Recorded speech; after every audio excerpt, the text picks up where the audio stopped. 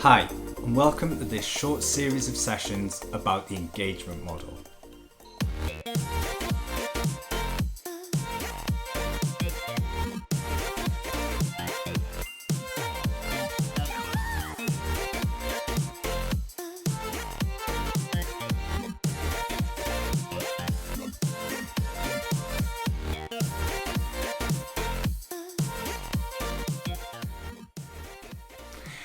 In these sessions, we're going to look at the engagement model, and I'm hopefully going to help you to understand what we mean by the term engagement and how the 5 areas of engagement are defined. We're going to look at the model's background and exactly where it came from. We're also going to look at how observation might be used to support and underpin the use of the model. We're going to consider how the model might be useful in supporting the education, health and care planning and review process. Additionally and finally, we're going to look at what the exact requirements around the use of the model are, in terms of both reporting and accountability for schools.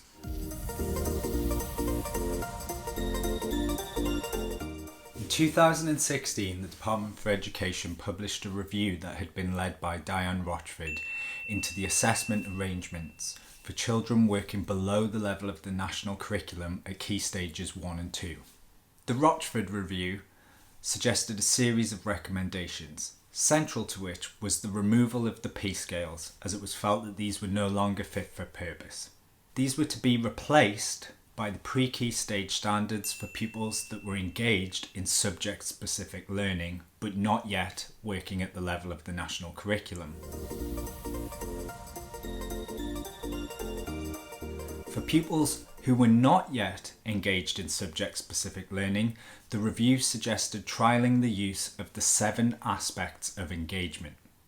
7 aspects of engagement were devised by Professor Barry Carpenter in the DFE-funded Complex Learning Disabilities and Difficulties project, the most recent version of which was published in 2011.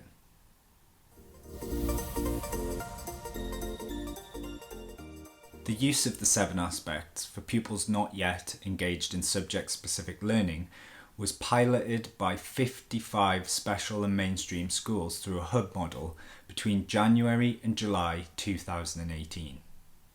This research was undertaken over 2 phases. The aim of the first phase was to evaluate schools' understanding of the 7 aspects themselves, as well as their use as a baseline assessment. The aim of the second phase was to evaluate their use as a summative assessment. In November 2018, the Standards and Testing Agency published a qualitative evaluation of the research into the use of the 7 aspects of engagement. They used the data from 39 special schools and 8 mainstream schools. While schools were enthusiastic about the use of the 7 aspects as a formative assessment tool, they were generally not as enthusiastic about its use as a summative assessment. Schools felt that the tool could be used to increase engagement on an individual level and support the idea of pupil-centred planning.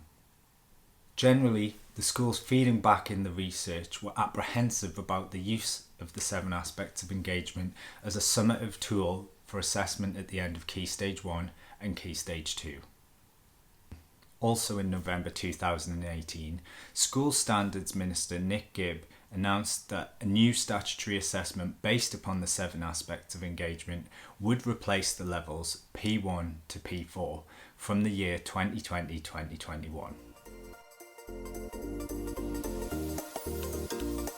Following further development and feedback from a range of expert groups, the Standards and Testing Agency published the Engagement Model Guidance in January 2020, and it was further updated in March that year.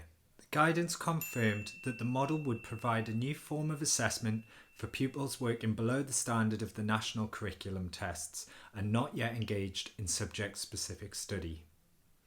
It further confirmed that there would be 5 areas of engagement and that they would become statutory from the 2020 to 2021 academic year. So what do we mean by engagement?